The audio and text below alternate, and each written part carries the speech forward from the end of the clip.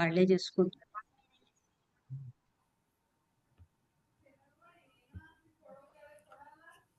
Screen share చేయనా sir? చేయనా? Okay. సభాయ నమః. ఈనాడు ఏదైతే విషయం తీసుకున్నామో అది శ్రీరామచంద్రుడి గారి, ఆచార్య శ్రీరామచంద్రుడి గారి మాతృదేశ భక్తికి ప్రతీక.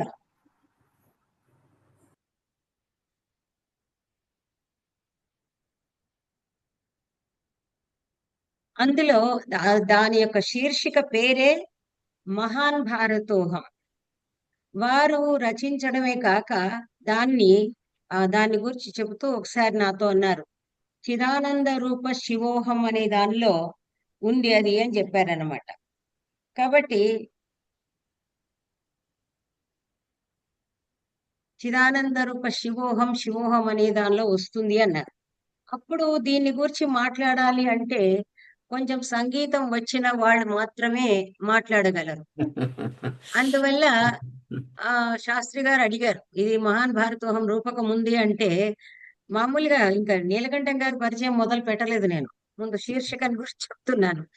అయితే దానికి సంగీతము, నాట్యము వీటి యొక్క పరిచయం ఉంటేనే బాగుంటుంది అని దాన్ని కాస్త పోస్ట్ పోన్ చేసేసి మా మిత్రవర్యులు, ఇక సంగీతము సాహిత్యము అన్ని మేళవించిన విద్వాన్మూర్తి మా నీలకంఠం గారిని నేను అభ్యర్థించాను.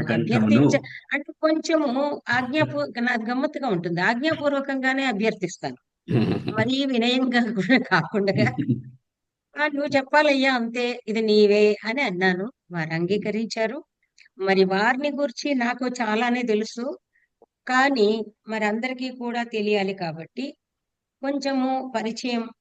అంటే ఎంఏలో చేరింది మొదలు నాకు తెలుసు, తత్పూర్వం ఏదైతే మనం అంటాం కదా, పూర్వరంగం పూర్వరామచరితం ఉంటేనే ఉత్తర రామచరితం వస్తుంది. ఇక్కడ అందువల్లనే ఆచార్య నీలకంఠం గారిని గురించి భాగ్యనగర వాసులకు చెప్పాల్సిన అవసరం లేదు, కానీ ఫ్యూచర్ లో ఇది మనము రికార్డు చేసుకుని వినబోతుంటాం కాబట్టి అందువల్ల ఇది మనకి కొంచెం చెప్పాల్సి వస్తుంది. వీరి అదృష్టం ఏమిటంటే వీరి జన్మస్థలము పవిత్ర గోదావరి తీరక్షేత్రము తెలంగాణలో ఉన్నది. రెండే, ఒకటి బాసర, తర్వాత ధర్మపురి క్షేత్రము వీరి యొక్క జన్మస్థలం. ఆ పేర్లు కూడా కుదిరినట్టుగానే వీళ్ళ జనని రుక్కమ్మ అంటే రుక్మిణి గారు, మరి వీళ్ళ నాన్నగారు వెంకన్న గారు. ఇక ఈయన విద్యాభ్యాసం చూడండి, ధర్మపురిలో కూడా రాజరాజేశ్వరి సంస్కృత పాఠశాల ఉంది ఇప్పటికి కూడా. అందులో వీరు ప్రాథమిక అధ్యయనం అంతా చేశారు. ఆ తర్వాత మళ్ళీ వేములవాడ రాజరాజేశ్వరి సంస్కృత విద్యాలయంలో, కళాశాలలో అక్కడ డిగ్రీ పుచ్చుకున్నారు. ఆ తర్వాత మనకి ఉస్మానియా యూనివర్సిటీ, ఇది నదీనాం సాగరోగతి అని తెలంగాణలో ఉన్న ఒక యూనివర్సిటీ ఇదే కాబట్టి ఉస్మానియా యూనివర్సిటీకి వచ్చేసారు. వచ్చేసి ఇక్కడ ఎంఏ, ఎంఫిల్, పిహెచ్డి. వీరికి ఈ విషయం ఇవ్వడానికి ఒక కారణం ఏముందంటే వీరు ఎంఫిల్, పిహెచ్డి అన్నీ కూడా చక్కగా ఆచార్య శ్రీరామచంద్రుడి గారి దగ్గరే చేశారు. చేయడమే అంతేగాక ప్రియ శిష్యులు. తర్వాత ఆయన అదృష్టం కూడా బాగుంది. ఇక్కడ ఉస్మానియా విశ్వవిద్యాలయంలో ఆచార్యులు అధిరోహించినటువంటి అధ్యక్ష పదవిని అధిరోహించడం అనేది మాలాంటి వాళ్ళకు కూడా దక్కింది అదృష్టం. కానీ సంస్కృత అకాడమీ డైరెక్టర్ గా మాత్రం ఈయన ఒక్కరే, రామచంద్రుడి గారి శిష్యుల్లో నీలకంఠం గారికి మాత్రమే ఆ అదృష్టం దక్కింది. అయితే దాన్ని సార్థకం చేసుకున్నారు. ఈయన ఏం చేశారంటే నిజంగా కూడా విభాగంలో లేని అవకాశం కంప్లీట్ అది మూర్తీభవించిన సరస్వతి ఆ అకాడమీ ఇక్కడ ఉండడం ద్వారా రావడంతో నిజంగా 4.5 ఏళ్లలో 5 ఏళ్లలో ఆయన చేసినటువంటి సారస్వత సేవ అద్భుతం అన్నమాట, మామూలుగా కాదు, చాలా అద్భుతంగా వచ్చింది అది. అవి ఎలా అంటే అసలు ఎన్ని ఎన్ని అనేది ఇంకా ఊరికే సంఖ్యకు చెప్పడమే కానీ అద్భుతమైన వర్క్ అది అందరికీ కూడా ఇందులో సగం మంది శ్రోతలకు కూడా తెలుసు. ఆయన అక్కడ ఎన్ని సెమినార్లు 75 పుస్తకాలను పెట్టారు. ఇంకా 75 ఇంకా ఎన్నో అసలు. తర్వాత 25 సెమినార్లు. సరే ఇది ఏది అకాడమీలో. మామూలుగా కూడా ఎంఫిల్, పీహెచ్‌డీ విద్యార్థులకి ఓ 25 మందికి అందులోనూ ఎవరొచ్చినా సరే వాళ్ళకి చాలా ప్రోత్సాహకంగా చెప్తారు. తర్వాత మామూలుగా సరిపోయిందని వీటన్నిటితో పాటుగా మళ్ళీ మత్స్య పురాణాన్ని తెలుగులోకి తీసుకొచ్చారు. సిద్ధాంత కౌముది వారి అధ్యయన విషయం. ఎందుచేతనంటే సిద్ధాంత కౌముది సరస్వతి కంఠాభరణం అనేది వ్యాకరణమే వారి యొక్క పరిశోధనాంశము. ఆ తర్వాత సిద్ధాంత కౌముదిని తెలిగించడంతో పాటు వృత్తరత్నాకరం దానికి కూడా తెలుగు వ్యాఖ్యానం. అంతేకాదు ఈయన రాసిన విషయాలను చెప్పక్కర్లేదు. ఏవైతే ఎంఏ వాళ్ళకి పాఠ్యాంశాలుగా ఉన్నాయో వాటన్నింటినీ కూడా నీలకంఠం గారు ఒక్కొక్క తన దగ్గర ఉన్నటువంటి తన సహచర ఉద్యోగులకు, తనకు తెలిసిన విద్యార్థులకు అందరికి అప్పచెప్పి మొత్తంగా ఆ సిలబస్ అంతా కూడా అనువదింపచేసి తెలుగు అంటే తెలుగు విద్యార్థులు కాదు, మన తెలంగాణ ఇక్కడ తెలుగు విద్యార్థుల కోసమని వాళ్లకు సులభంగా అర్థమయ్యే భాషలు అనువదింపజేసి ముద్రించి ఆ రకంగా స్వామి కార్యం స్వకార్యం ఇక్కడ ముద్రణతో పాటు ఇంకొకటి ఏమైందంటే ఆ సమయ మన అకాడమీకి ధనం కూడా సమకూరింది. శ్రీష్ట సరస్వతి అంటాం కదా మనము. సో రెండింటినీ కూడా కూర్చారు నీలకంఠం గారు. సో ఈ విధంగా చేస్తే మరి ఆటోమేటిక్ గా పండితులు ప్రశంసించకుండా ఉంటారా? అందువల్ల శ్రీ భాష్య విజయసారథి గారి పురస్కారం ఈయన అందుకున్నారు. డిజర్వింగ్ ఉంటేనే కదా డిజర్వ్ అండ్ దెన్ డిజైర్ అని అంటారు. తర్వాత ఆచార్య ముదిగంటి గోపాలరెడ్డి గారు మా ఆచార్య వర్యులే, మా అందరికీ కూడాను, నీలకంఠం గారికి మాకు కూడాను. ఆయన పురస్కారం కూడా వీరిని వరించింది. ఇక నేను ముందుగానే చెప్పినట్టుగా ఈయన కంఠం విన్నాం అనుకోండి, నీలకంఠమే కాకుండా కూడా ఏదో అంటాం కలకంఠం అంటారు కదా, చాలా మధురమైన కంఠం. ఇక మా అందరం కూడా నిద్రలోకి వెళ్ళిపోతామేమో తెలియదు. సో ఆ నటనను గూర్చి నేను రాసింది ఇది అతిశయోక్తి కాదు. ఈ అయ్యగారు ఎప్పుడు తర్వాత నాకు తెలియదు నీలకంఠం గారు, కానీ ఇప్పుడు గురువు గారి దర్శకత్వంలో శాకుంతలంలో హీరో దుష్యంతుడిగా వేశారు. రేడియో నాటకం కూడా ఉంది. కాబట్టి నేను మాట్లాడేది ఇప్పుడు అతిశయోక్తులు ఉండవు, అన్ని స్వభావోక్తులే. ఇక మధ్యన నేను ఉండడం అనవసరం అనుకుని, అయ్యా నీలకంఠం గారు, ఈ మహాన్ భారతోహం మీరే వివరిస్తారు కాబట్టి దాని జోలికి నేను వెళ్ళట్లేదు. సో స్వాగతం. ధన్యవాదాः. ధన్యోస్మి.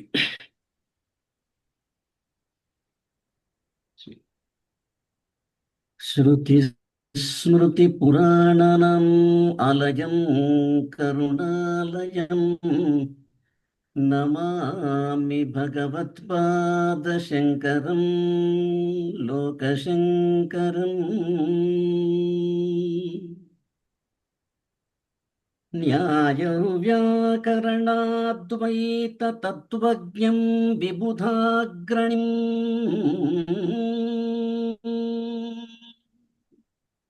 న్యాయం వ్యాకరణాద్వైత తత్వజ్ఞం విబుధాగ్రణిం కావ్యశాస్త్రవిదాం శ్రేష్టం కావ్యశాస్త్రవిదాం శ్రేష్టం ధర్మశాస్త్రార్థకోవిదం వ్యాఖ్యానచతురం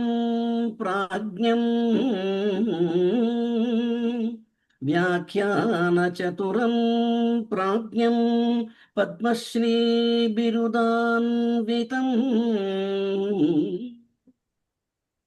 పుల్లెలాన్వయసంభూతం రామచంద్రం గురుం భజే. రామచంద్రం గురుం భజే.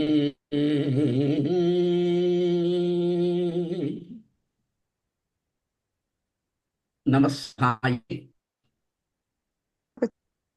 ఆభాసీయ పటల మాధ్యమేన అత్ర విరాజమానేభ్యః భవద్భ్యః సర్వేభ్యః నమాంసి.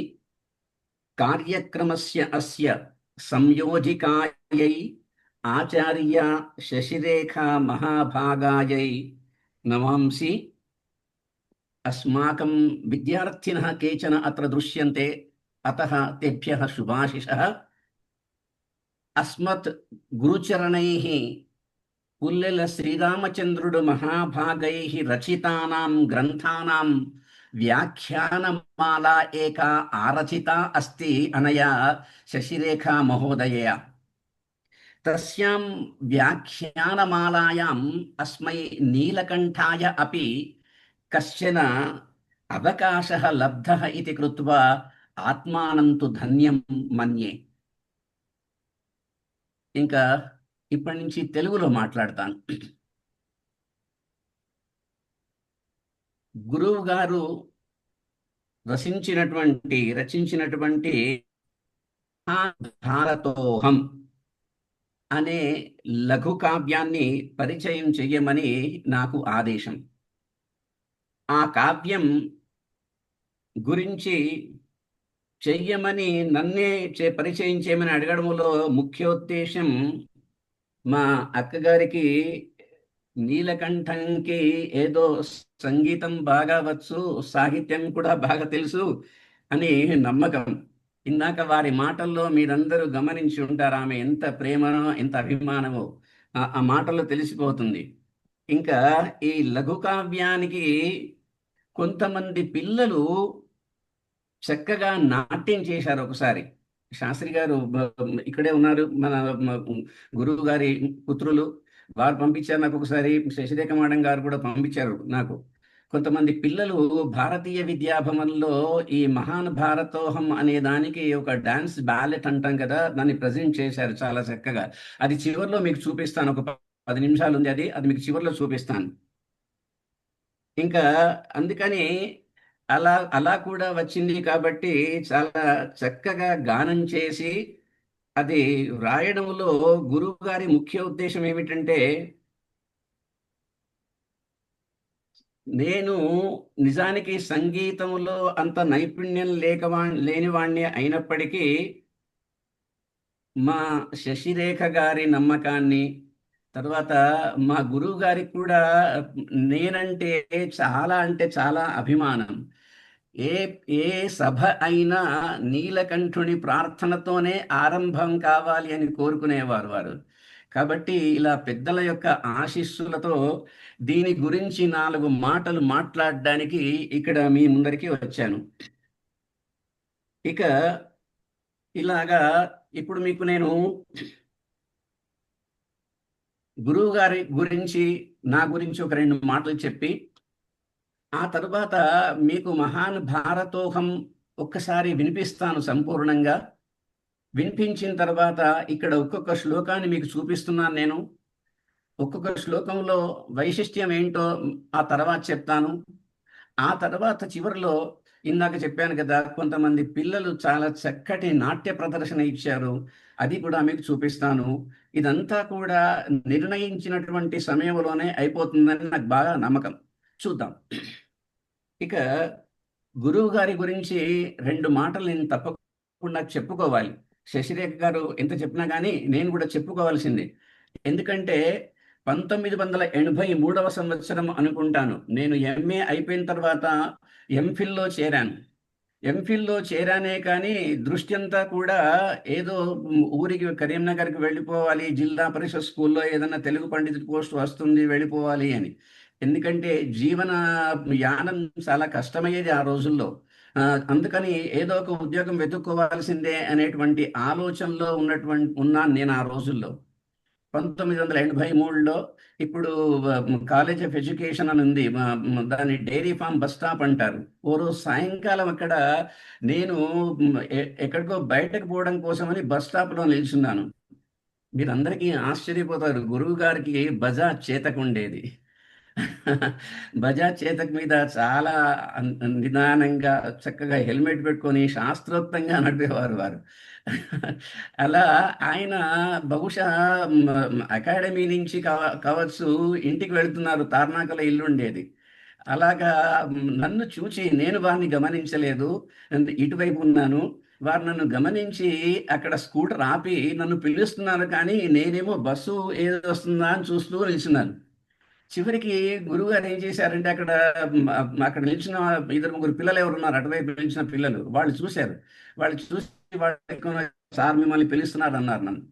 అంటే అప్పుడు గురుగారి దగ్గరికి పరిగెత్తాను. అంటే ఇదంతా ఎందుకు చెప్తున్నానంటే, ఆయన ఆ రోజు నాకు పెట్టిన భిక్ష ఏంటంటే, నాయనా, రేపు రేపు పొద్దున్నే వచ్చి డిపార్ట్మెంట్కి వచ్చి యూజీసీ వాళ్ళు జూనియర్ రీసెర్చ్ ఫెలోషిప్ అని ఒకటి ఇస్తారు, అది నీకు వస్తుంది, నువ్వు అప్లై చెయ్యి, నువ్వే నీ నీ నీ అప్లికేషనే పంపిస్తాను అని చెప్పారు.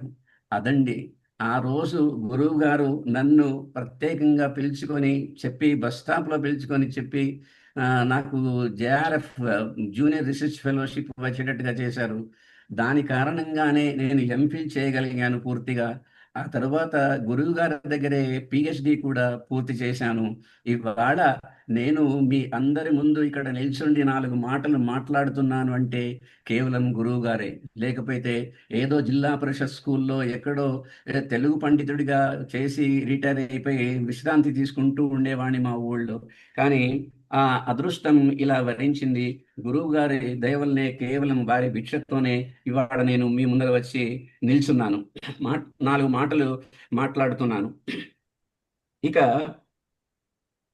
శశిరేఖ గారు నా గురించి రాసినటువంటి రైటప్లో రాశారు ఏంటంటే, ఆ, నటనలో, తరువాత సంగీతంలో కూడా ప్రవేశం ఉన్నవాడు నీలకంఠుడు అని. ఇందాక వారే చెప్పారు, మేము ఎంఏ చదువుకునే రోజుల్లో భారతీయ విద్యాభవన్ వాళ్ళ వార్షికోత్సవాల సందర్భంగా అప్పుడు అక్కడ ఉండేటువంటి డైరెక్టర్ ఎవరో గురువు గారికి చాలా దగ్గరి మిత్రులు. వారి కోరిక మీద ఒక సంస్కృతం నాటకం వేయాలి అని అంటే గురువు గారు మమ్మల్ని అందరినీ కూడా సిద్ధం చేశారు. నేను దాంట్లో ఏదో సరే, ఇందాక శశిరేఖ్ గారు చెప్పినట్టుగా దుష్యంతుడి పాత్రను అభినయం చేశాను. వారిని ఉపమానం చెప్పుకోవచ్చో చెప్పకూడదో నాకు తెలియదు, కానీ కె విశ్వనాథ్ అంటారు కదా డైరెక్టర్ దర్శకత్వం అని. గురువు గారు నిరంతరం పరిశోధనల్లో బిజీగా ఉండేటువంటి, వ్యస్తులై ఉండేటువంటి ఆ మహానుభావులు గురువు గారు ప్రతిరోజు 3 గంటల నుండి సాయంత్రం 5 గంటల దాకా సురభారతి సమితికి వచ్చి మా అందరితో రిహార్సల్స్ చేయించారండి. చాలా గ్రేట్. సో నాలో నాలో నటన ఏదైనా ఉంది అంటే దానికి కూడా కారణం వారే. ఇదంతా ఒక ఎత్తు అయితే, ఎంతమందికి లభించిందో నాకు తెలియదు. ఆ భారతీయ విద్యాభవన్ వాళ్ళ తరపున రామ్కోటి బషీర్బాగ్లో ఉన్నటువంటి దాంట్లో మేము ప్రదర్శన చేశాం. మొదటి అంకం అయిపోయిందండి. మొదటి అంకం అయిపోయిన తర్వాత గురువు గారు ఆ కర్టెన్ వేస్తూనే గురువు గారు పరిగెత్తుకుని వచ్చి నన్ను గట్టిగా కౌగలించుకున్నారండి. ఇప్పటికీ తలుచుకుంటే పులకాంకురాలు వస్తాయి. ఎంత ఆనందం అంటే అది బహుశా ఎవరికి లభించి ఉండదు, అంత అంత ప్రేమ, అంత అభిమానం. ఆయన వచ్చి నన్ను కౌగిలించుకొని బ్రహ్మాండంగా ఉందయ్యా అని చెప్పడము, ప్రశంసించడము. సరే, ఇంకా ఆ తరువాత గురువు గారి లాలనలో పాలనలోనే మేము పెరిగాము. వారందరి ఆశీస్సులతోనే ఉస్మానియా విశ్వవిద్యాలయంకు వచ్చాము. ఆ తర్వాత సంస్కృత అకాడమీలో వారు కూర్చున్న కుర్చీలో ఒక 5 సంవత్సరాలు కూర్చొని, అది నేను చేయడం కాదు, ఎందుకంటే నాకు ఎప్పుడు ఆయన ఎదురుగా కనపడుతుండేవారు. అందరికీ ఆశ్చర్యం కలుగుతుందేమో, కానీ అది నిజం. ఇలా తలెత్తి పైకి చూస్తే వారు ఉన్నట్టే కనిపించేది నాకు. సో అలాగా వారు కూర్చున్న కుర్చీలో కూర్చుండే అదృష్టం, భాగ్యం కలిగింది నాకు. ఎన్నో కార్యక్రమాలు చేయగలిగాను. అదంతా కూడా కేవలం గురువుల కృపనే, వారి కృపనే. ఇంకా అసలు విషయానికి వద్దాం, ఎందుకంటే టైం సరిపోదు. రామచంద్ర లఘు కావ్య సంగ్రహం అనే పేరుతోని గురువు గారు 23 లఘు కావ్యాలన్నింటినీ కూడా ఒక పుస్తక రూపంలో, ఒకే పుస్తక రూపంలో స్వయంగా తనే ముద్రింప చేసుకున్నారు 1993 సంవత్సరంలో. అప్పటికి వారు బేగంపేటకి వెళ్ళిపోయారు. సంవత్సరం 1993లో పబ్లిష్ చేశారు ఆ పుస్తకాన్ని. వాటిలో ఇప్పుడు మనం తెలుసుకోబోయేటువంటి మహానుభారతోహం అనేటువంటి దశశ్లోకి ఒకటి, 10 శ్లోకాలతో కూడుకున్నటువంటి ఒక చిన్న కావ్యం, లఘు కావ్యం. నిరస్త ప్రభేదో మహాన్ భారతోహం అని దాని మకుటం. నిరస్త ప్రభేదో మహాన్ భారతోహం అని ఆ ఆ మహాన్ భారతోహం అనే దానికి మకుటం అది అన్నమాట. ఇప్పుడు మీకు నేను ఒక్కసారి అది చదివి వినిపిస్తాను. నా నాకు వచ్చిన రీతిలో నేను చదివి వినిపిస్తాను. భరద్వాజ్, ఒక శ్లోకం తర్వాత ఒకటి మారుస్తున్నానా?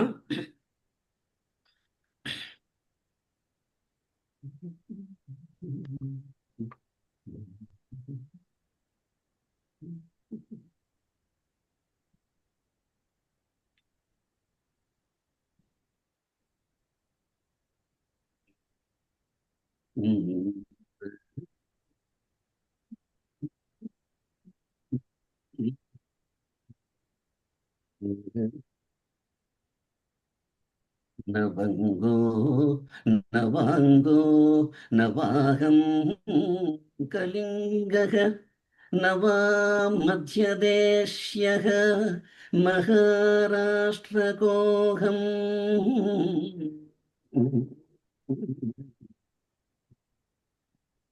నవా సైంధవోహం నవా కామరూపః నిరస్త ప్రభేదో మహాన్ భారతోహం నిరస్త ప్రభేదో మహాన్ భారతోహం మహాన్ భారతోహం.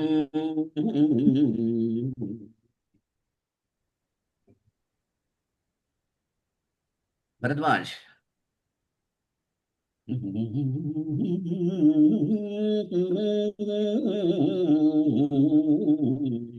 సార్ కంటిన్యూ చేస్తున్నానా శ్లోక ఓకే. ఉపసంహరణకి? Okay sir. ద్వితీయः శ్లోకः इदानीं. न काश्मीरदेश्यः न वा कन्यकुब्जः न वा न पञ्जाबदेश्यः न कौरवोऽहं न वा देहलीयः न वोदक्प्रदेश्यः न वा देहलीयः न वा उदक्प्रदेश्यः निरस्तप्रभेदो महान् भारतोऽहम् निरस्तप्रभेदो महान् भारतोऽहम्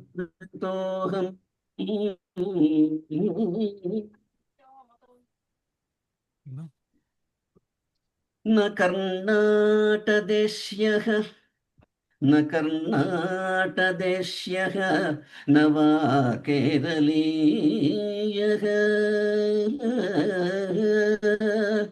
न वा द्रविडोऽहं न चैवास्मि बान्धः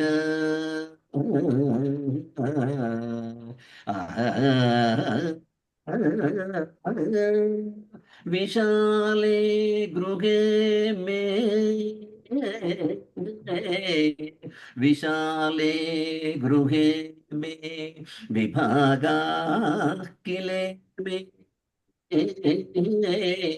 विशाले गृहे मे विभागाः किल इमे निरस्तप्रभेदो महान् भारतोऽहम् महान् भारतोऽहम् महान् भारतोऽहम्.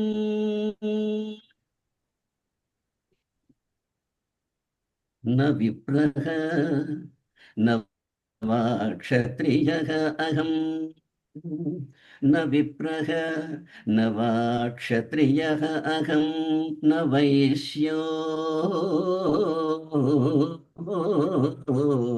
न शूद्रः न वा पार्वतो म्लेच्छको वा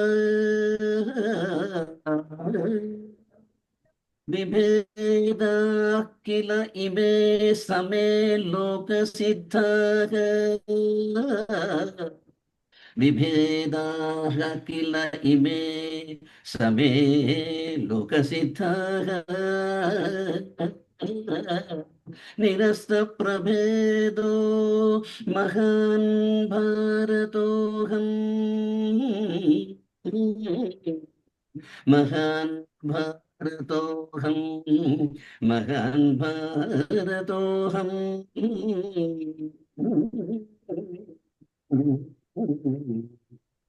न हिन्दुः न वाहं मुसल्मान् जन्म न शिखो न भिक्षुः न पार्सी न जैनः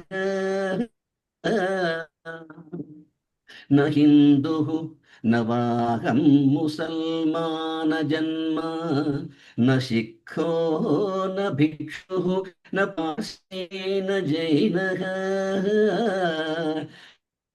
क्रैस्तवोऽहं न सर्वोऽपि चाहं निरस्तप्रभेदो महान् भारतोऽहम् निरस्तप्रभेदो महान् भारतोऽहम्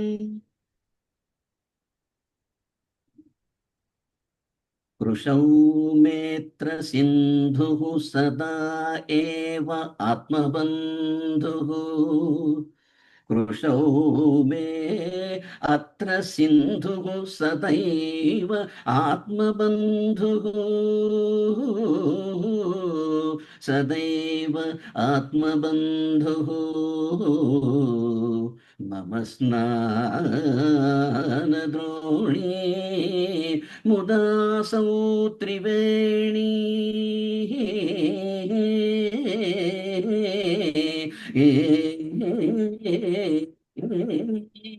चिरात् पानपात्री च सह्याद्रिपुत्री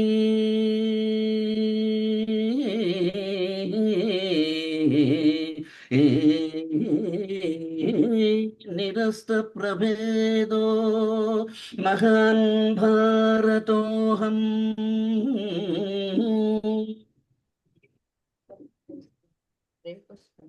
समस्ताश्च भाषाः समस्ताश्च भाषाः मम प्राणभूताः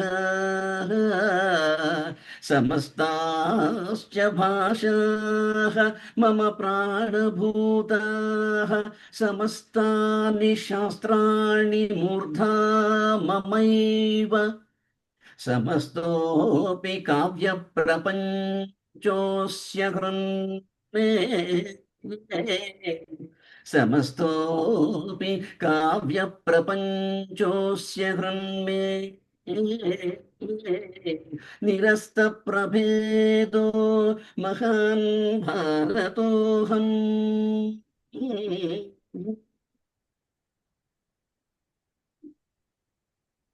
इयं भरती भुविशालं पुरं मे इयं भरती इयं भरती भूविशालं पुरं मे हिमाद्रिश्च वप्रः हिमाद्रिश्च वप्रः समुद्रोऽस्य खातः जनैरस्मि सर्वैः कुटुम्बी वसद्भिः जनैरस्मि सर्वैः कुटुम्बी वसद्भिः निरस्तप्रभेदो महान् भारतोऽहम्।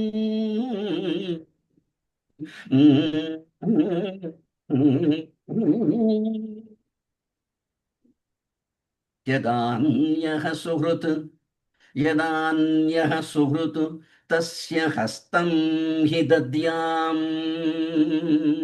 यदा अन्यः सुहृत् तस्य हस्तं हि दद्याम्। यदा स्यात् स दुर्हृत् यदा स्यात् सा दुर्हृत् तदा असिं च दध्यां करे तदा असिं च दध्याम्। न च द्वेष्मि कञ्चित् न च द्वेष्मि कञ्चित् न दुष्टं क्षमेऽहम् न दुष्टं क्षमेऽहम्। निरस्तप्रभेदो महान् भारतोऽहम्। निरस्तप्रभेदो महान् भारतोऽहम्। महान् भारतोऽहम्। स्पृहा मे न राज्ये स्पृहा मे न राज्ये न प्राज्येऽधिकारे। स्पृहा मे न राज्ये न प्राज्येऽधिकारे न वा भोगजाले बहुक्लेशमूले। न वा भोगजाले बहुक्लेशमूले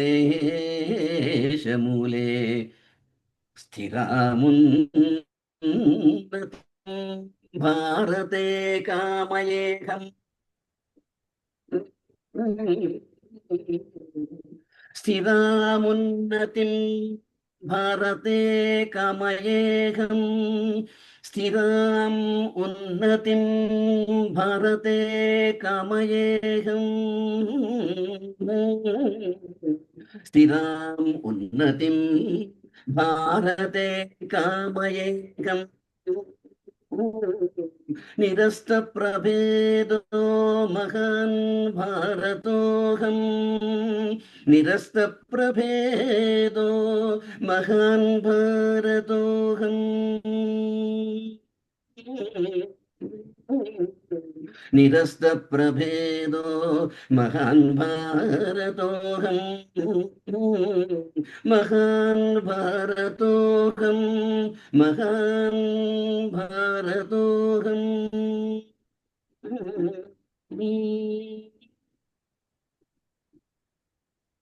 ఇదండి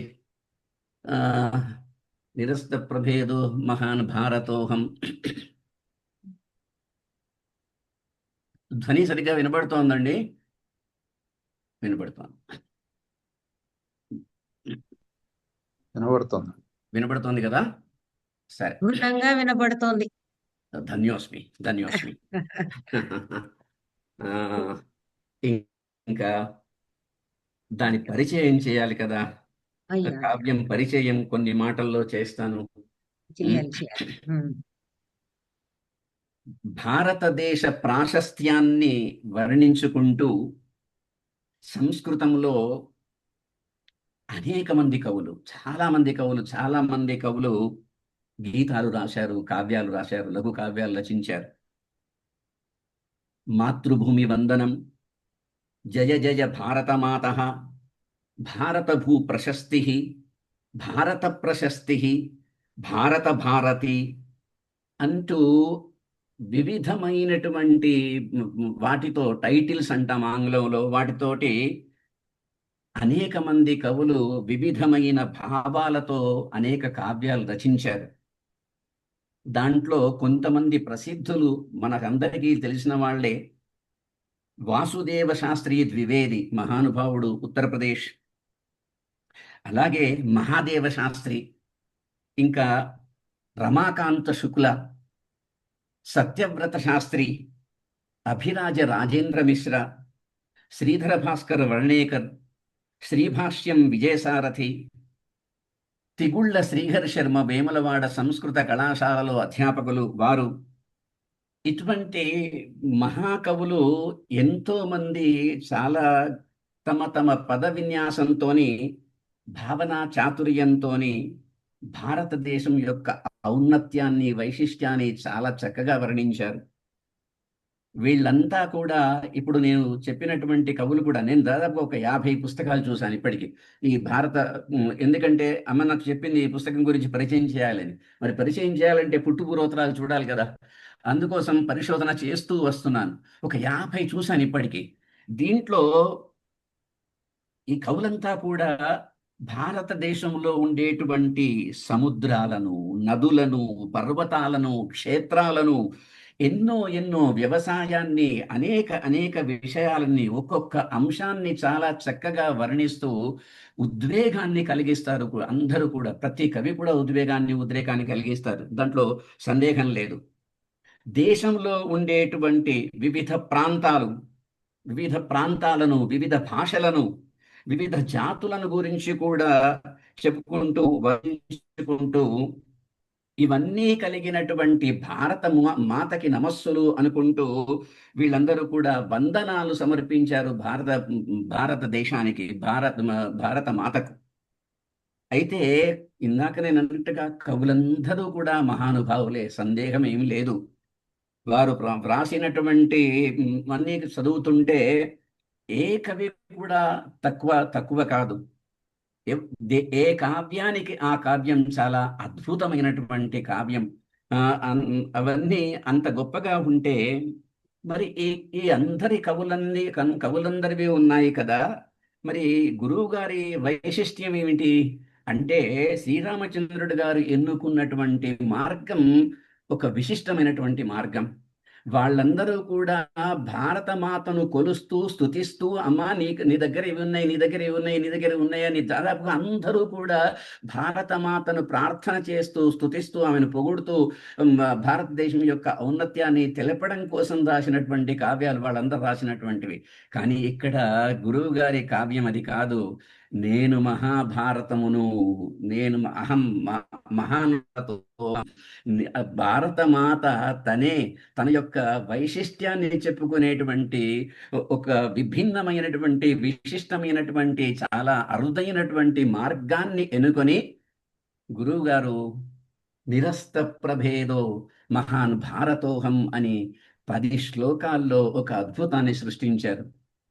ఇంకా మనందరికీ ప్రసిద్ధమే ఋగ్వేదంలో ఉండేటువంటి మంత్రం, సంగచ్చధ్వం సంవదధ్వం సంవో మనాంసి జానతాం దేవా భాగం యథా పూర్వే సంజానానా ఉపాసతే సమానో మంత్రః సమితిః సమానీ సమానం మనస్సహ చిత్తమేషాం సమానం మంత్రం అభిమంత్రయేవ సమానే నవో హవిషా జుహోమి సమానీవ ఆకూతిః సమానా హృదయానివ సమాన వస్తువో మనో యథా వహ సుసహాసతి అని ఐక్యమంత్రం, ఋగ్వేదం చెప్పినటువంటి ఐక్యమంత్రం.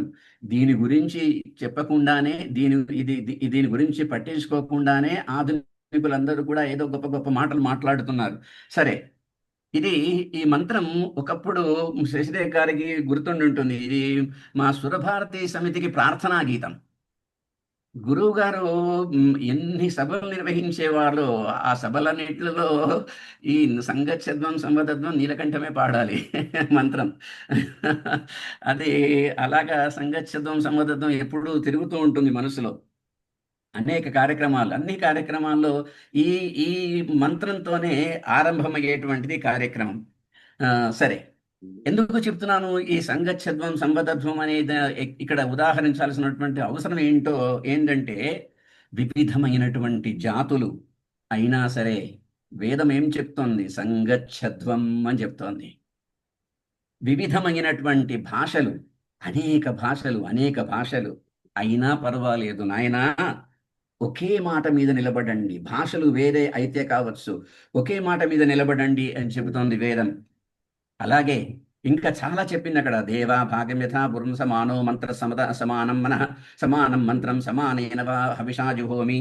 అనేక ప్రాంతాలు, అనేక జాతులు, అనేక దేశాలు, ఏవైనా సరే ఎవరు ఒకరినొకరు, మీరందరూ విభిన్నమైనటువంటి ప్రాంతాల్లో ఉంటే ఉన్నారు, కానీ ఒకళ్ళనొకళ్ళు తెలుసుకోండి, ఒకళ్ళనొకళ్ళు తెలుసుకొని అందరూ కలిసికట్టుగా నడవండి అనేటువంటి మాట ఋగ్వేదంలో మనకి ఈ మంత్రం చెబుతుంది. ఈ విషయాన్నే సరళమైనటువంటి భాషలో మధురమైనటువంటి భావనతో విశదీకరించారు అస్మద్ గురువరేణ్యుడు. ఈ 10 శ్లోకాల్లో అనిపించింది నాకు. అంతేకాదు, అథర్వ వేదంలో ఉన్నటువంటి పృథివీ సూక్తం చాలా ప్రసిద్ధం. తెలియని వాళ్ళు ఎవరూ ఉండరు. సాధారణంగా శ్రోత్రియులందరికీ కూడా తెలిసినటువంటి పృథివీ సూక్తమే. ఆ పృథివీ సూక్తం భారతదేశం ఎలా ఉండాలి, ఎలా ఉండేదో, ఎలా ఉండాలనో, దానివల్ల వచ్చేటువంటి ఉత్తమమైనటువంటి ప్రయోజనం ఏమిటి, ఫలితం ఏంటి, అలా ఉండటం వల్ల పృథివీని అట్లా కాపాడుకుంటే వచ్చినటువంటి ఫలితం ఏంటి, ప్రయోజనం ఏంటి, అది మనకేం అందిస్తుంది అనే విషయాన్ని పృథివీ సూక్తం, చాలా విపులమైనటువంటి పృథివీ సూక్తం అది మనకు అందించింది.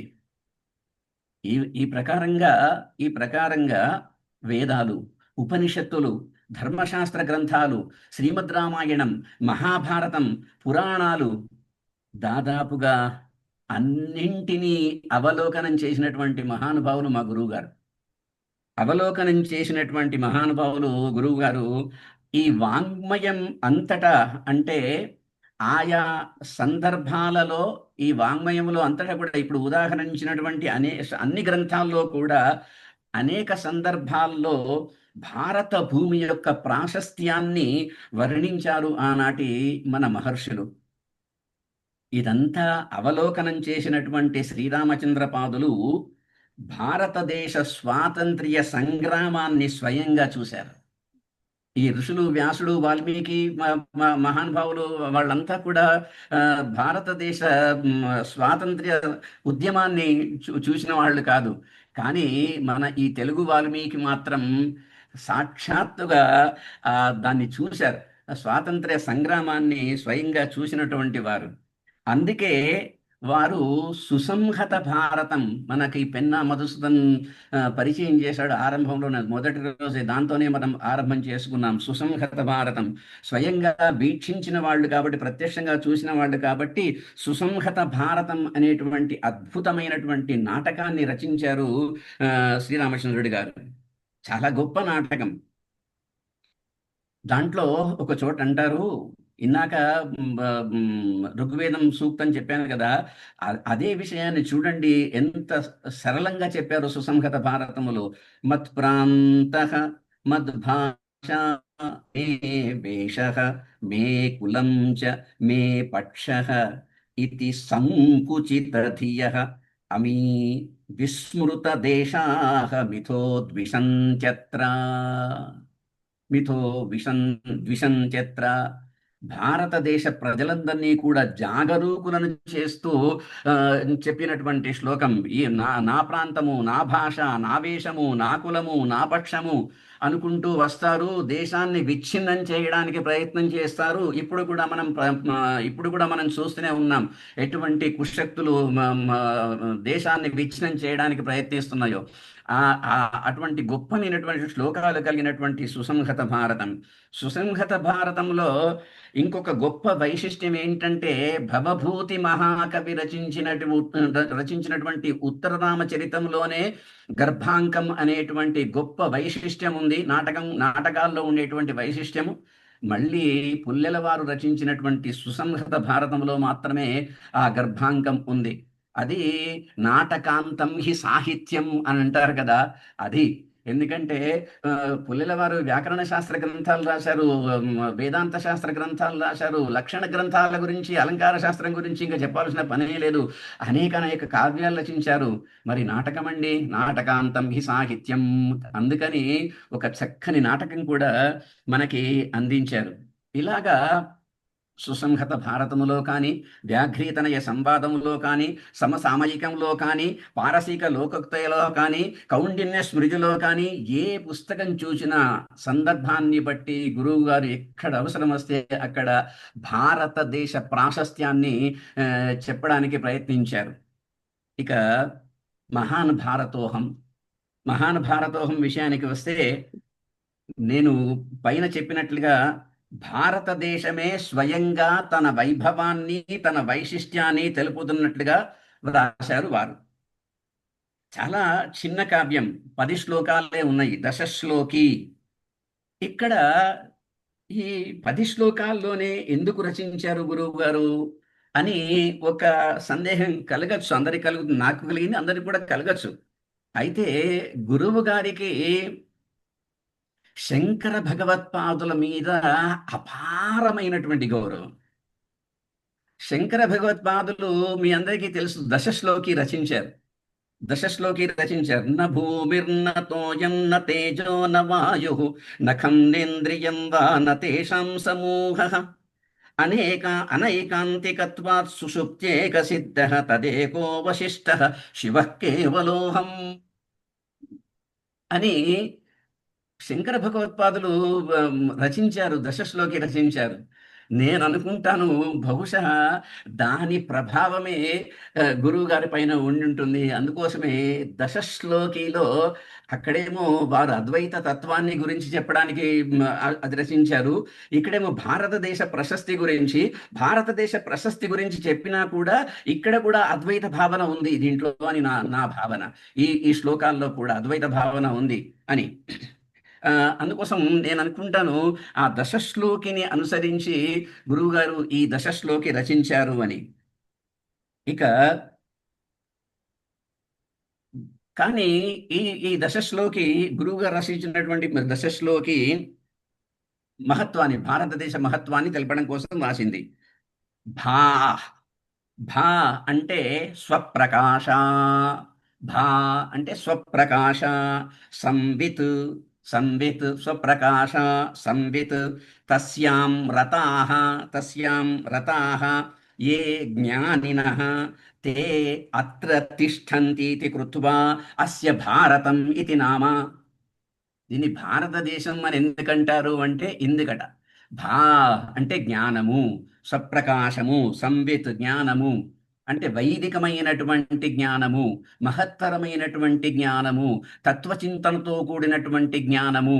ఈ దేశములో అందరికీ కూడా ఏ దేశములోనైతే అందరూ ప్రతివాడు కూడా ఈ తత్వచింతన యందే ఆసక్తుడై నిరంతరం వైదికమైనటువంటి జ్ఞానాన్ని పొందుట కోసం ప్రయత్నం చేస్తారో, ఎక్కడైతే ఉంటారో ఆ దేశము భారతం. భాయాం రతాః భారతాః. అందుకోసం ఇది భారతీ నిరుక్తి అని హరిసోదరులు చాలా గొప్ప పుస్తకం రచించారండి. దాంట్లో ఇంకా అనేకమైనటువంటి వ్యుత్పత్తులు చెప్పారు వాళ్ళు. అవన్నీ ఇక్కడ నేను తీసుకుని, ఎందుకంటే టైం సరిపోదు. కానీ ఇక్కడ మనకి భారతం అంటే స్వప్రకాశ సంవిత్ తస్యాం రతాః ఏ జ్ఞానినః తే అత్ర తిష్టంతీతి కృత్వా అస్య భారతం ఇతి నామ అని నీలకంఠి అనే వ్యాఖ్యానంలో ఉందని తెలుస్తున్నది. నీలకంఠ అనేటువంటి మహానుభావుడు మహాభారతానికి గొప్ప వ్యాఖ్యానాన్ని రచించాడు. దాంట్లో ఉన్నట్టుగా వాళ్ళు ఈ వ్యుత్పత్తిని చెప్పినట్టుగా తెలుస్తున్నది. ఇంకా వేదాల్లో, ఉపనిషత్తుల్లో చాలా చాలా మంత్రాలు ఉన్నాయి భారతం గురించి చెప్పేటువంటి మంత్రాలు. కానీ అవన్నింటికి ఇప్పుడు మనకొద్దు, సమయం సరిపోదు. ఈ 10 శ్లోకాల్లో ఇంకా ఏముంది మరి అంటే, భౌగోళికంగా చిన్నదే కావ్యం, భౌగోళికంగా భాషా ప్రాంతాలుగా, వివిధ వర్ణములున్నటువంటి దేశముగా, విభిన్న జాతులున్నటువంటి దేశంగా వర్ణించి, ఆ తరువాత నదుల ప్రాశస్త్యాన్ని, భాషలను, శాస్త్రాలను, సమస్త వాంగ్మయాన్ని, వసుధైక కుటుంబకం అనేటువంటి అంశాన్ని కూడా తెలిపి భారతదేశపు పౌరుషాన్ని, భారతదేశపు ప్రతాపాన్ని, శౌర్యాన్ని కూడా ఉట్టంకించారు రామచంద్రుల వారు. ఇదంతా చూస్తుంటే ఆ, మన ఎంఎస్ అమ్మ పాడినటువంటి సమస్త లోక శంకరం నిరస్త దైత్య కుంజరం. పొద్దున మా ధర్మపత్ని రమాదేవి గుర్తు చేస్తున్నది. నిరస్త దైత్య కుంజరం. నిరస్త అంటే ఏంటి? నిరస్తం అంటే ఇగో ఇదే, ఈ తీసివేయడమే. నిరస్త దైత్య కుంజరం, ఇవన్నీ కూడా దైత్యుల లాంటివి. ఇవన్నీ కూడా ఈ ప్రాంతాలు, ఈ జాతులు, ఈ మతాలు, ఇవన్నీ కూడా ఆ, ఉమ్, కుంజర సదృశం. కాబట్టి ఆ, వాటినన్నింటినీ కూడా నిరస్తం చేసేయాలి అని, అది గుర్తుకొచ్చింది పొద్దున, నిరస్త దైత్య కుంజరం అని.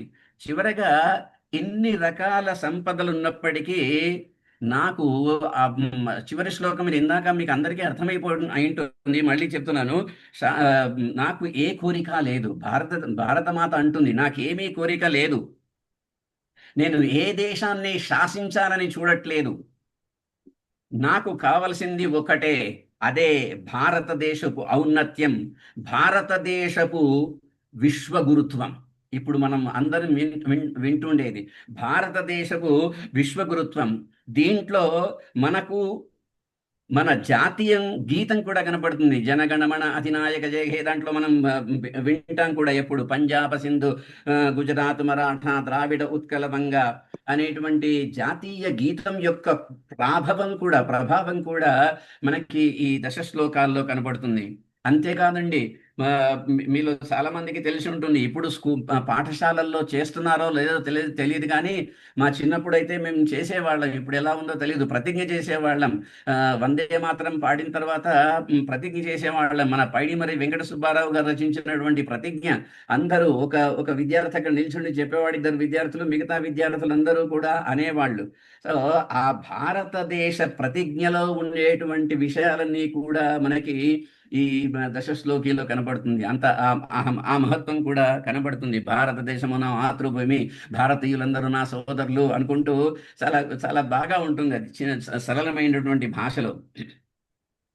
ఇంకా శంకర భగవత్పాదులేమో ఇందాక మీకు వినిపించాను, తదేకో వశిష్ట శివ కేవలోహం అనే మకుటాన్ని, శంకర భగవత్పాదులు చెప్పినటువంటి మకుటాన్ని అనుసరించుకుంటూ ఇక్కడ నిరస్త ప్రభేదో మహాన్ భారతోహం అనుకుంటూ తెలిపిన పైన నేను ఇందాక ఉదాహరించాను కదా, భౌగోళికము, భాష, వివిధ వర్ణాలు, దేశాలు, విభిన్న జాతులు, ఆ తెలిపినటువంటి అంశాలన్నిటినీ కూడా తీసుకొని ఒక్కొక్క శ్లోకంలో ఒక్కొక్క విషయాన్ని వర్ణించారు గురువు గారు. దీంట్లో కూడా అద్వైతమే కనబడుతుంది. ఇందాకనే మీకు చెప్పాను నేను. ఇంకా నిరస్త ప్రభేద అన్నాం కదా. మరి నిరస్త ప్రభేద అంటే నిరస్తాహ, త్యక్తాహ, నిరాకృతాహ, ప్రభేదాహ. నిరస్తాహ, త్యక్తాహ, నిరాకృతాహ, ప్రభేదాహ, ఏన సహ నిరస్త ప్రభేద. ఇవన్నీ వదిలేసుకోవడమే. ఇవన్నీ ఈ నిరస్త దైత్య కుంజరం అవన్నింటిని కూడా వదిలేసుకున్నప్పుడే కదా మహాన్ భారతోహం అని అవడానికి అవకాశం ఉంటుంది. కాబట్టి అందుకే గురువు గారు నిరస్త ప్రభేద అని మకుటం ఎన్నుకున్నారు అనిపించింది నాకు. నిరస్తాహ, త్యక్తాహ, నిరాకృతాహ, ప్రభేదాహ, ఏన సహ నిరస్త ప్రభేద. నిరస్త ప్రభేదో మహాన్ భారతోహం అని అనుకోవచ్చేమో అని నాకు అనిపించింది. ఇంకా ఇలాగే, ఎందుకంటే గురువు గారు సుసంహత భారతం గురించి తీసుకోకుండా ఉండలేను. ఎందుకంటే నేను సుసంహత భారతం చాలా చదివాను. దాంట్లో ఒక చోట అంటారు ఆయన, తత్వచింతన చూడండి, కవుల యొక్క చింతన, ఋషితులైనటువంటి కవుల యొక్క భావన ఎలా ఉంటుందో చూడండి. ఆత్మాసౌ నిఖిలేపి భూత నివగే తుల్యోఖిలాన్ ప్రాణినః. ఆత్మాసౌ నిఖిలేపి భూత నివహే తుల్యోఖిలాన్ ప్రాణినః. పశ్యేత్ ఆత్మవదేవ, ఇది ముఖ్యం. పశ్యేత్ ఆత్మవదేవ నైవ కుహచిత్ కుర్యాత్ కదాచిత్ భిదాం భేదః. కుర్యాత్ కదాచిత్ భిదాం అంటే మహానుభావులు భావన అట్లా ఉంటుంది. ఎవ్వరికీ ద్వేషం కలగకుండా ఉండుగాక, ద్వేషం కలగకుండా ఉండుగాక, ద్వేషం కలగకుండా ఉండుగాక. వాళ్ళ స్వయం చింతన కంటే ఎక్కువ దేశం యొక్క చింతన, దేశం ఇలా ఉండాలి, ఎట్లా అయితే బాగుంటుంది, జనాలందరూ కూడా సంతోషంగా ఉండాలి, క్షేమంగా ఉండాలి. ఆ మహర్షుల యొక్క తపన అటువంటిదన్నమాట. అందుకే ఆయన అదే అన్నారు, పశ్యేత్ ఆత్మవదేవ నైవ కుహచిత్ కుర్యాత్ కదాచిత్ భిదాం అని. సో భేద భావాలన్నింటినీ కూడా వదిలివేసి ఐకమత్యంతో, ఐక్య భావనతో, ఆధ్యాత్మిక చింతనతో విలసిల్లుతున్నటువంటి భారతదేశాన్ని నేను అని చాలా గర్వంగా ప్రకటించుకున్నటువంటి భారతదేశాన్ని మనకి ఈ 10 శ్లోకాల్లో చూపించారు వారు. ఇంకా మొదటి 2 శ్లోకాల్లో చూస్తే, నానా అది డిస్ప్లే చేయి భరద్వాజ్ ఆ, अस्ति? अस्मि महोदय। दर्शय। एकैकः श्लोकः दर्शयतु इदानीं पुनः। अहं दर्शयामि वा?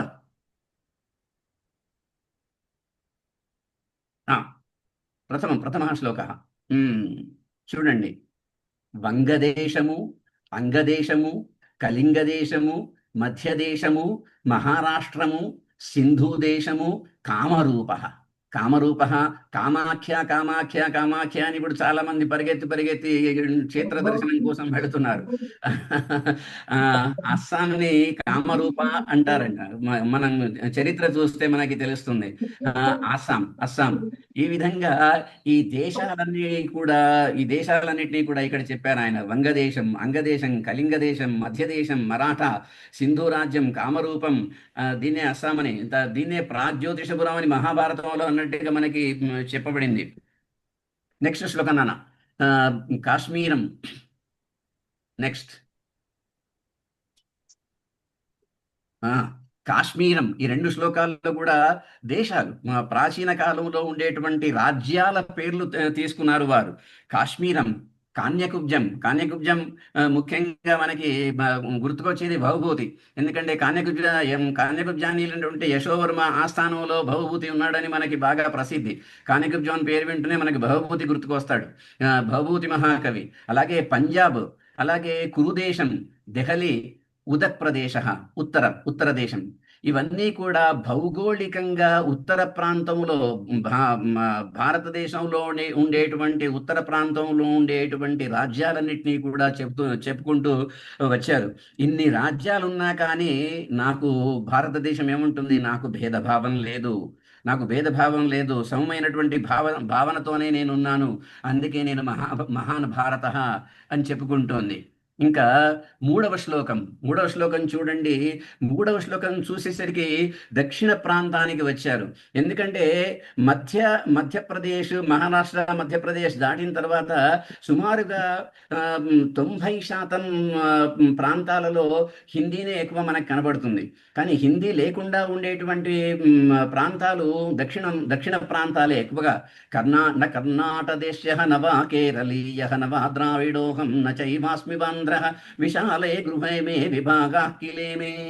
అది కర్ణాటక దేశము, కేరళ దేశము, ద్రావిడ దేశము, తమిళనాడు, తర్వాత ఆంధ్రదేశము. సరే, ఇప్పుడంటే తెలంగాణ, ఆంధ్ర ఇలా 2 విడిపోయామనుకోండి. నచైవాస్మ ఆంధ్ర. ఇలాగా ఇవన్నీ కూడా నా విశాలమైనటువంటి గృహానికి గదుల్లాంటివి. ఇవన్నీ కూడా చిన్న చిన్న గదులు కదండి. ఇమే కిం చింతయంతి భవంతః, ఇమే సర్వే మే గృహస్య విశాలస్య మే గృహస్య విభాగాః ప్రకోష్ఠాః ఏతాని సర్వాణి అన్యథా మా చింతయంతు. తస్మాత్ కారణాత్ యదా ఏతే సర్వే గృహే మధ్యే మంటపం ప్రత్యాగచ్చంతి సర్వే ఏకః ఏవ. అందరూ ఒకళ్ళే.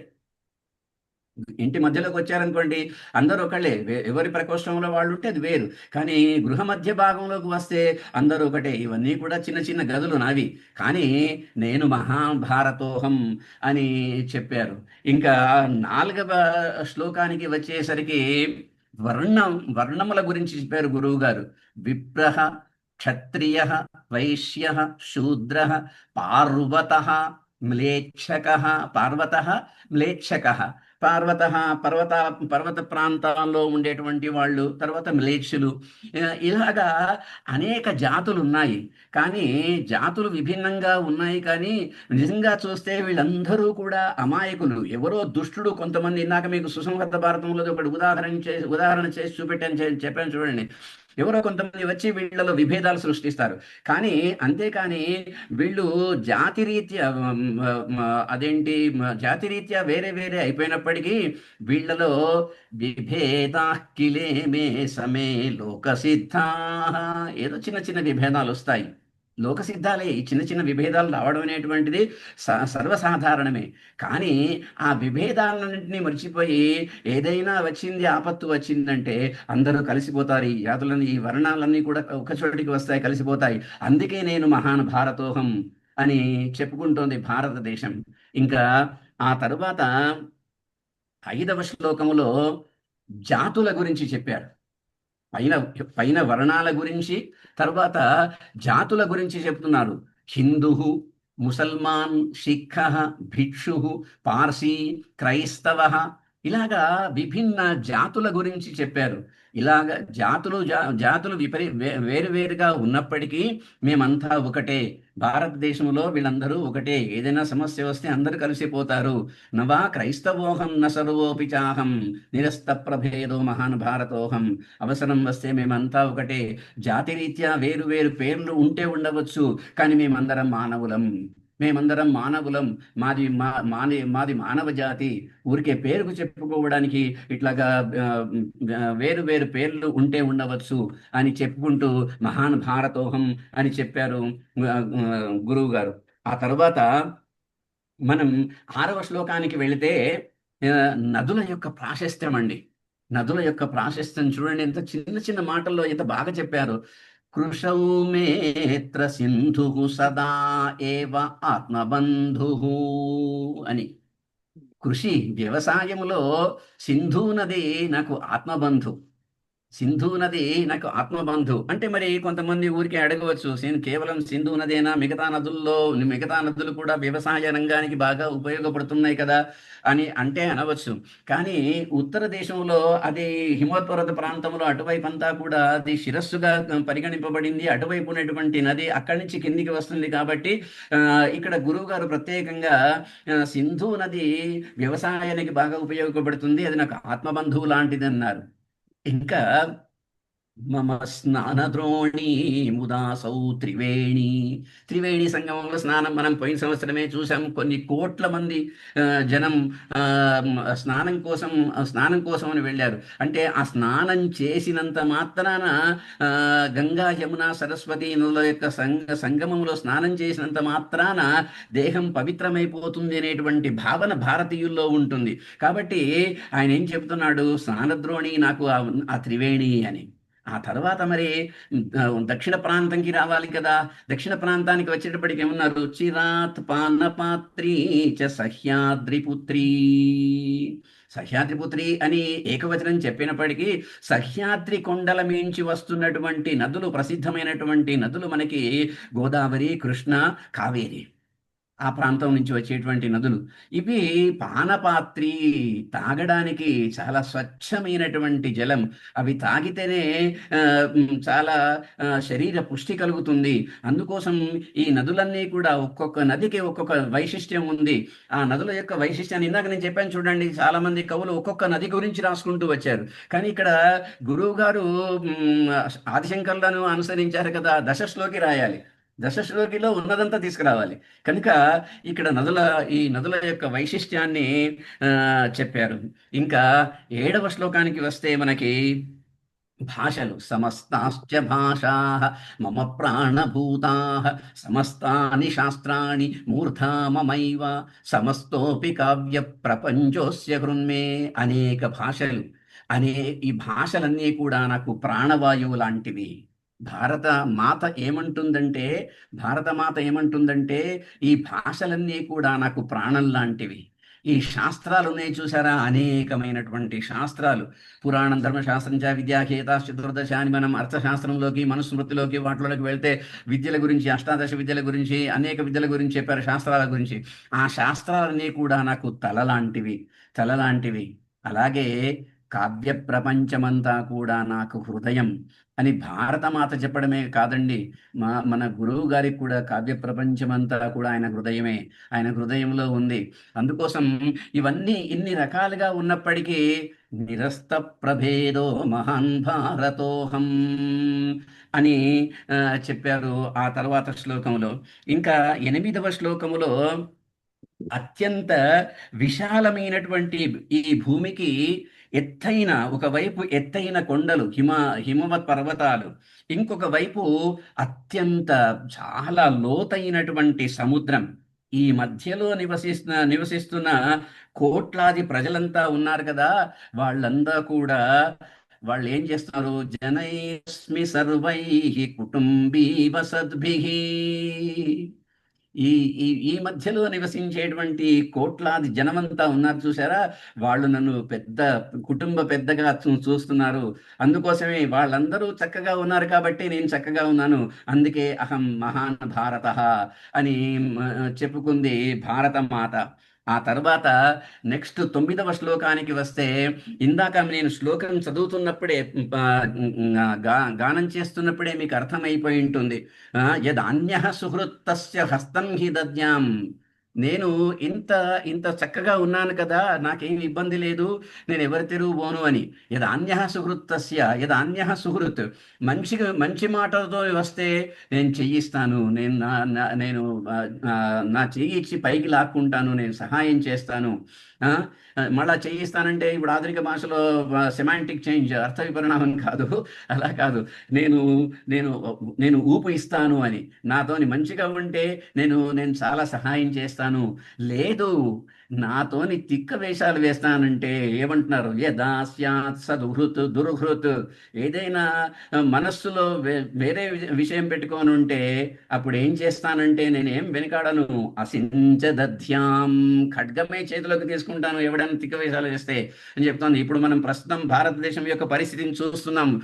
విదేశాల్లో అమెరికా లాంటి దేశాలతో అని మన దేశం ఎట్లా వ్యవహరిస్తుందో మనం చూస్తున్నాము. మంచిగా ఉంటావు, నువ్వు మాకు మిత్రుడివే, లేదు అంటే జావ్, అంతే. అలాగా ఈ విషయాన్ని ఇప్పుడు మనం ప్రత్యక్షంగా చూస్తున్నాం, ఈ రోజుల్లో మనం ప్రత్యక్షంగా చూస్తున్నాం. అయితే అంతేకాకుండా ఏం చెప్తోంది? నచద్వేష్మి కంచిత్. అలానే నా స్వంతంగా నేను ఎవరిని కూడా ద్వేషించను. కానీ ఎవరైనా ఎవరైనా సరిగా ఉండకపోతే నేను క్షమించను. నక్షమేహం, దుష్టులను అసలే క్షమించను. అది మనం చూసాము, ఒక 2-3 నెలల క్రితమే చూసాము. క్షమించడం సమస్యనే లేదు. ఒక కొన్ని నిమిషాల్లో మొత్తం శత్రువులను ఎట్లా వణికించిందో భారతదేశం మనం చూసాం. నక్షమేహం, నేను క్షమించను అని చెబుతోంది భారత మాత. చాలా గొప్పగా చెబుతోంది, నిరస్త ప్రభేదో మహాన్ భారతోహం అని. ఇంకా 10వ శ్లోకానికి వచ్చేద్దాం, చివరి శ్లోకానికి. ఇదంతా బాగానే ఉంది, నేను బాగా రిచ్ అండి అని అంటారు కదా, అట్లాగా నేను బాగా రిచ్. 9వ శ్లోకం తర్వాత, వయం భారతీయాః స్వదేశం నమామః. ఇది నేను గురువు గారు చెప్పింది కాదు. వయం భారతీయాః స్వదేశం నమామః పరం ధర్మమేవం సదా మానయామః. మేము భారతదేశ వాసులం, మా భారత మాతను, మా భారతదేశానికి మేము ఎప్పుడు నమస్కరిస్తాం, గౌరవిస్తాం, మర్యాద ఇస్తాం. మా ధర్మం ఒకటే, మా సనాతన ధర్మం ఒకటే. దానికోసమని మేము తదర్థం ధనం జీవనంచ అర్పయామః. దానికోసమని మేము ఏదైనా త్యాగం చేస్తాము అని అని చెప్పుకుంటూ ఆయన చివరి శ్లోకంలో ఏమన్నారంటే, నేను అప్పుడే చెప్పాను మీకు, చెప్పినప్పుడే శ్లోకం పాడినప్పుడే మీకు అర్థమైపోతుంది. మేము నేను ఏమీ కోరుకోవట్లేదు, నేను కోరుకున్నదల్లా ఒకటే. అదేమిటి అంటే, కోరుకున్నది ఏంటంటే అంటే విశ్వగురుత్వం. నేను కోరుకునేది అదొకటే అని చాలా చక్కగా వివరించారు గురువు గారు.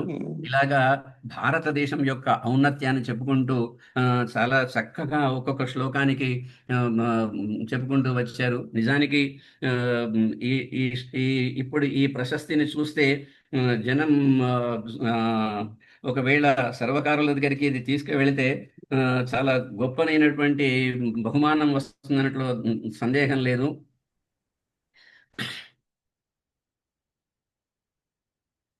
సో పిల్లలందరూ కూడా 10 మంది పిల్లలకు ఒక్కొక్క పేరు పెట్టినప్పటికీ కూడా ఆ, అందరినీ కలిపి నా పిల్లలని చెప్తారు కదా, తల్లి అలాగే చెప్తోంది కదా. అట్లాగే భారతమాత కూడా వాళ్ళందరూ నేనే, నా వాళ్ళే అని భారతమ్మ పలుకుతుంది, భారతమాత పలుకుతుంది. అటువంటి భారతదేశాన్ని చాలా చక్కగా మహాన్ భారతోహం అని కీర్తించారు గురువు గారు. స్థిరామున్నతిం భారతే కామయేహం స్పృహామేన రాజ్యేన ప్రాజ్యేధికారేణ వా భోగజాలే బహుక్లేశమూలే స్థిరామున్నతిం భరతే కమయేహం నిరస్తప్రభేదో మహాన్ భారతోహం నిరస్తప్రభేదో మహాన్ భారతోహం నిరస్తప్రభేదో మహాన్ భారతోహం. స్వస్తి. ఇప్పుడు మీకు ఇందాక ఆరంభంలో చెప్పాను కదా, చాలా చక్కటి డాన్స్ బ్యాలెట్ అండి. అది చూపించినానా? ఒక 7-8 నిమిషాల్లోనే ఉంటుంది. అది అది చూద్దాం. ఆ తర్వాత 4 మాటలు ఏదన్నా అవసరం ఉంటే మాట్లాడుకుందాం. పెద్దగా చేయనానా?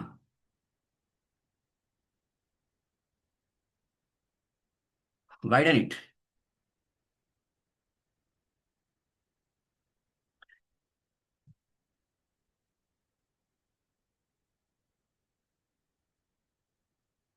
లోక్ మంథన్ అంటే గవర్నమెంట్ ఆఫ్ ఇండియా వాళ్ళ తరపున కల్చరల్ డిపార్ట్మెంట్ వాళ్ళు లోక్ మంథన్, తర్వాత ప్రజ్ఞాభారతి, వీళ్ళిద్దరూ కలిసి నిర్వహించినటువంటి ఒక కార్యక్రమములో ఇది ప్రదర్శించారు. దీనికి దర్శకులుగా పావని శ్రీలత గారంట. వారి పేరు వినానిందాక, దీంట్లో మళ్ళీ మనం వింటాము. అలాగే సంగీతాన్ని సమకూర్చి నేహాల్ గారంట. కాకపోతే ఆ పిల్లలు ఎవరు పిల్లలు ఏంటి, ఏ స్కూల్ పిల్లలు ఏ కాలేజీ పిల్లలు అనే విషయాన్ని మనకు చెప్పలేదు. నేను 2-3 కనుక్కోవడానికి ప్రయత్నం చేశాను, కానీ అందుబాటులోకి రాలేదు ఎవరు. చూద్దాం అది ఇప్పుడు మనం.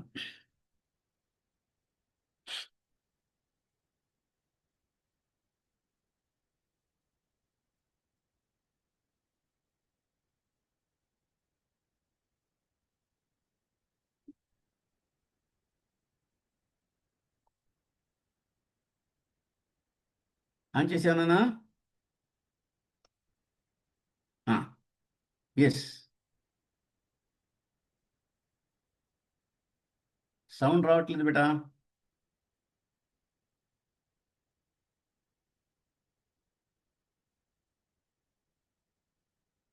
సౌండ్ వస్తుందా మేడం మీకు?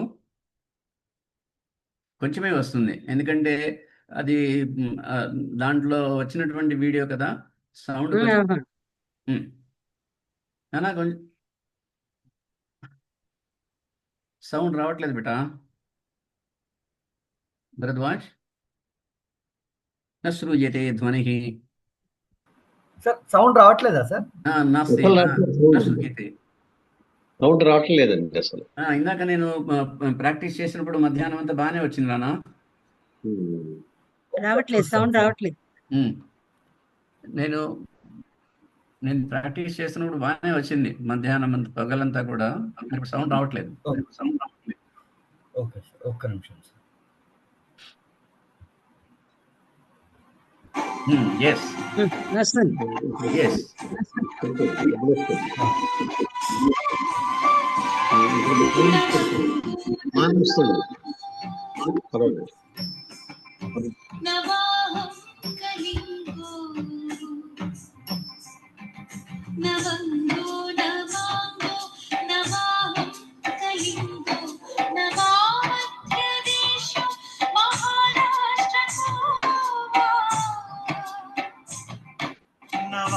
नवासङ्घमोहं नवाकामरूपः निरस्तप्रभेदो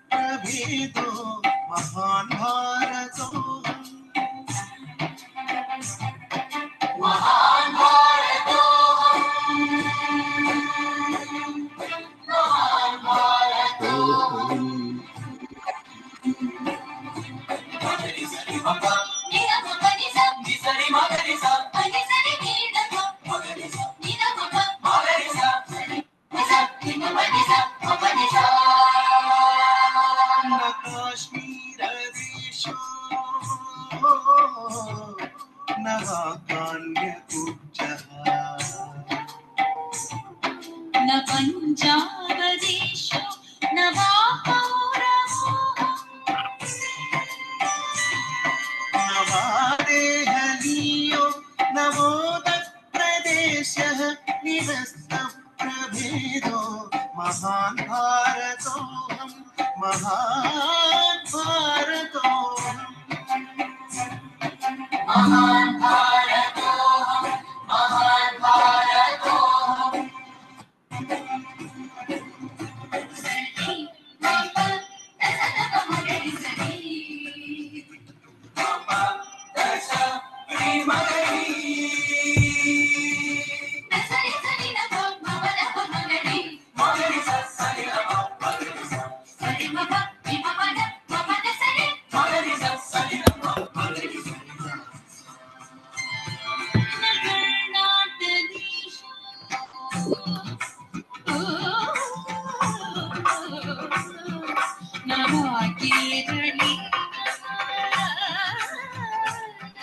न वा द्राविडोऽहम्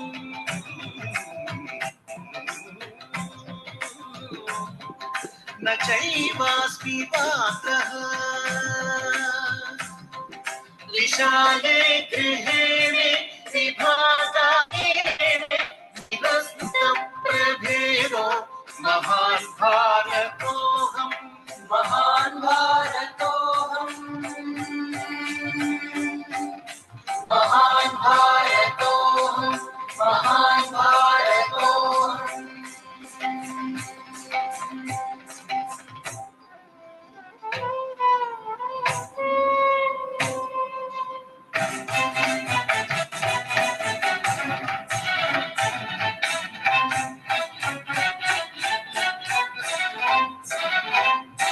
न विप्रो न वा क्षत्रियो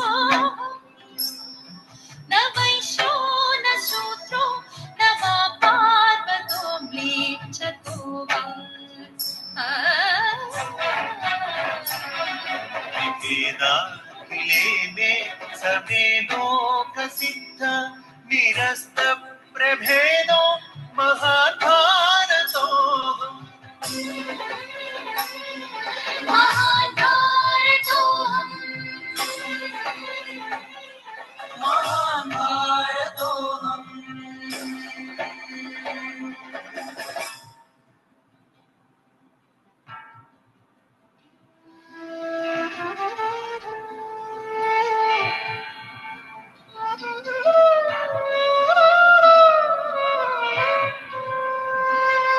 न हिन्दुर्नवाहं मुसल्मान जन्मा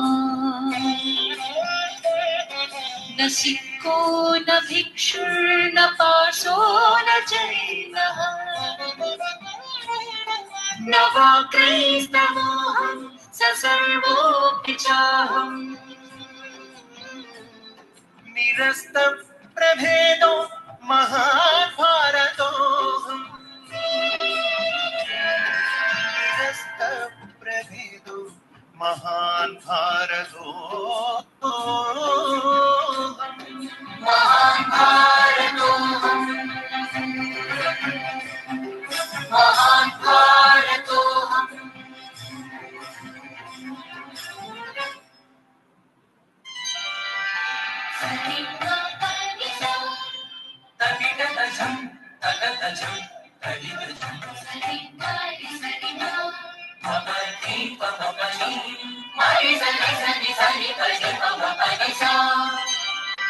कृष्णमित्र सिन्धु सदैवात्मबन्धु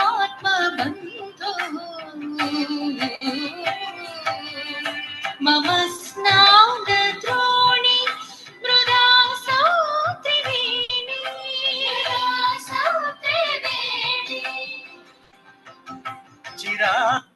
चिरारपात्री च सह्यात्रिपुत्री निरस्त महान भारतो हम महान भारतो हम महान भारतो भारतो हम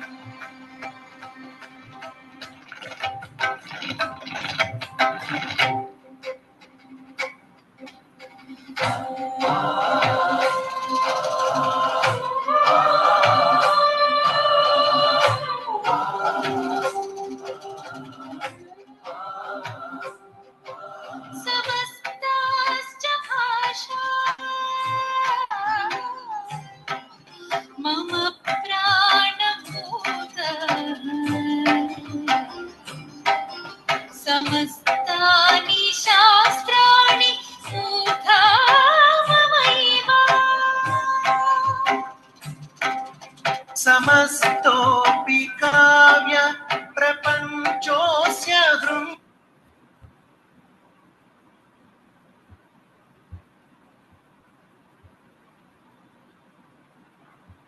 भारत माता की स्थिराम उन्नतिम भारते कामयेहम निरस्त प्रभेदो महान भारतो I request our reception committee member Sri Uma Maheswara Garu to come on to the dais.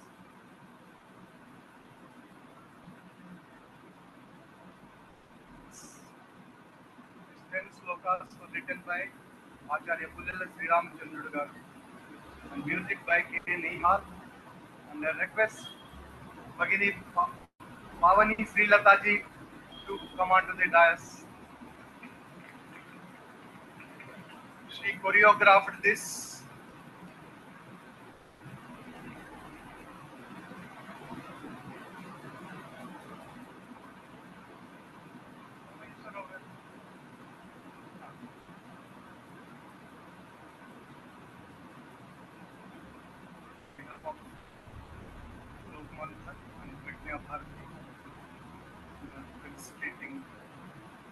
Choreographers, Srimati Pavani Sri Lataji.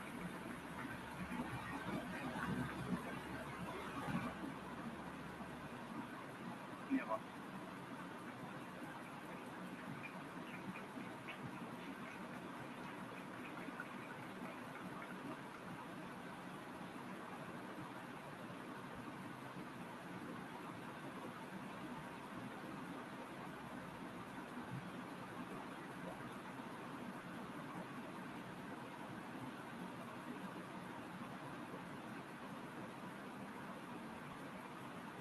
भी 5 मिनट में समारोह सत्र शुरू होगा.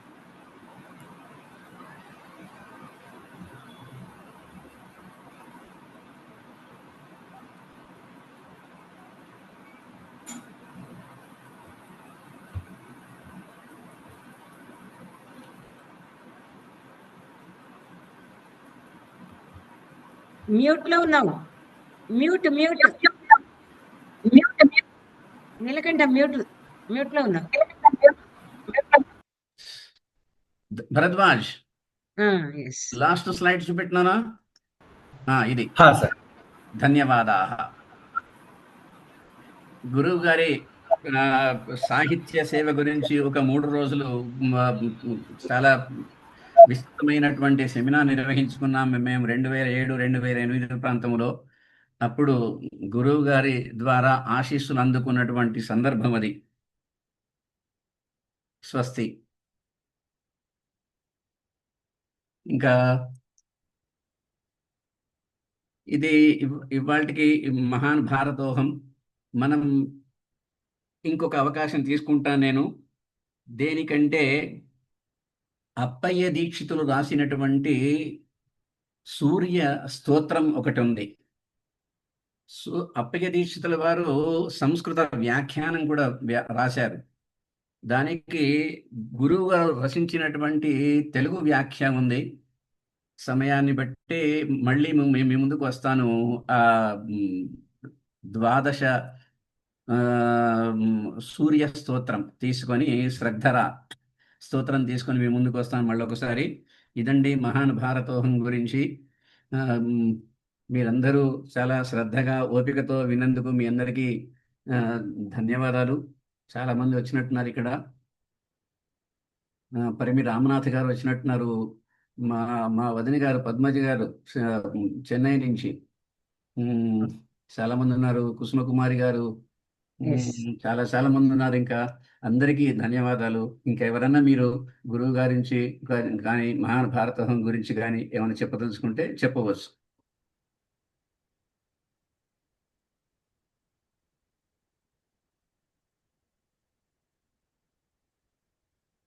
ఓకే. మీరు ఎవరైనా మాట్లాడదలుచుకుంటే మాట్లాడవచ్చు. ముఖ్యంగా ఇవాళ శాస్త్రి గారు వచ్చి జాయిన్ అయ్యారు. చాలా సంతోషంగా ఉందండి. శాస్త్రి గారు ఫస్ట్ మీరు రెస్పాండ్ అవుతే తర్వాత ఇతరులు. మీ రెస్పాన్స్ మోర్ ఇంపార్టెంట్ టుడే. నాదేం లేదు, చాలా బాగా చేశారు. నాది ప్రత్యేకంగా ఏమీ రెస్పాన్స్ లేదు. ధన్యవాదాలు. ఓకే, సరే. ఇవాళ ఒక 2 మాటలు ఎక్కువ మాట్లాడను. ఆల్రెడీ నీలకంఠం గారిని గురించి చెప్పాము. ఇప్పుడు ఏమిటి అంటే నీలకంఠం గారి వ్యాఖ్యానం నాకు చాలా ముచ్చటగా అనిపించింది. నిజానికి నేను దీన్ని అర్థం చేసుకున్నది ఆ కొంచెము సంకుచితార్థం. అంటే మహాన్ భారతోహం అన్నప్పుడు నేను గొప్ప భారతీయుణ్ణి అని నేను తీసుకున్నాను. వీరు భారతస్య పుత్ర, భారత దేశ అన్వయిస్తుంది, భారత భారతీయ కూడా అన్వయిస్తుంది. ఈ ఏదైతే నిరస్త ప్రభేద అన్నారో ఇక్కడ మాత్రం నేను యాజ్ యూజువల్ గా ఈ నిరస్త ప్రభేదో మహాన్ భారతోహం అనేది మన ఆచార్య శ్రీరామచంద్రుడు గారికే అన్వయించి చెబుతున్నాను. ఎందుచేతనంటే ఆయన హృదయంలో ఉన్నటువంటి భావాలన్నీ, అంటే నాకు ఈ భేదాలన్నీ లేవు అని ఆయన అలాంటి విశాల హృదయంతో నీలకంఠం గారు చెప్పినట్టు రాశారు. దాన్ని భారతదేశానికి అన్వయించి, ఎందుచేతనంటే మనకు అక్కడ అదేదో తత్రభవ అని మనకు వ్యాకరణంలో చెప్పినట్టు అక్కడ ఉన్నవాళ్ళు అదే పేరుతో పిలువబడతారు. భారతదేశంలో ఉన్నవాళ్ళు, దేశం కూడా అదే. కాబట్టి ఇక్కడ 2 రకాల అన్వయించుకుని దేశానికి అన్వయించి ఒక విశాల దృక్పథంతో, అంటే భారత మాత అని కాకుండా మూర్తి భవించిన మన ఏదో ప్రయోగం ఏమిటంటే కావ్యమీమాంసకారుడు సాహిత్య వధువు కావ్య పురుషుడు అని పెడతాడు. ఆ విధంగా ఇక్కడ నీలకంఠం కూడా భారత మాత కాకుండా భారతదేశము అనే ఒక పర్సానిఫికేషన్ తీసుకొచ్చి మహాన్ భారతోహం, ఎందుకంటే పురుషార్థం అన్నప్పుడు కూడా స్త్రీ పుం వివక్ష లేదు. అదే విధంగా భారత అన్నప్పుడు అక్కడ దేశము అన్నప్పుడు ఏమవుతుంది, ఆవిడ సంతానం అంతా కూడా అందులోకి వస్తారు. కాబట్టి చాలా చక్కగా, నిజం చెప్పాలంటే నాకు కొత్త నవీన దృక్కోణం, నాకు చాలా కొత్తగా అనిపించింది. అండ్ అది ఉచితంగా అనిపించింది. చాలా అప్రోప్రియేట్ గా ఉంది.